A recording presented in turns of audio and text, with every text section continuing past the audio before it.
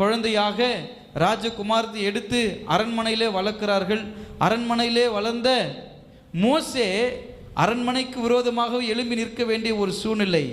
ஏனென்றால் இஸ்ரவேல் மக்கள் எகிப்திலிருந்து விடுதலை ஆகும்படியாக கர்த்தர் மோசேவை ஒரு தலைவனாக நிறுத்துகிறார்.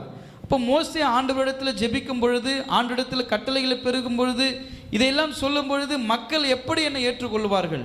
சில சமயங்களில் நம்ம சொல்கிற காரியத்தை நம்ம குடும்பத்தாரை அக்செப்ட் பண்ண மாட்டாங்க. நம்ம சொல்கிறத ஒரு பெரிய விஷயமா எடுத்துக்க மாட்டாங்க.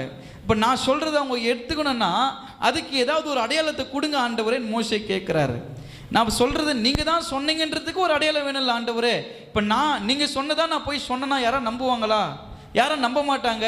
ஏன்னா அந்த மக்கள் எல்லாம் என்ன பண்ண மாட்டாங்க, நம்புற மக்கள் கிடையாது. அப்போவே அப்படி இருந்துக்கிறாங்க பாருங்க. இன்னைக்கு தான் அப்படி இருக்கிறாங்க நம்ம நினைக்கிறோம். அப்போவே அப்படி இருந்திருக்கிறாங்க.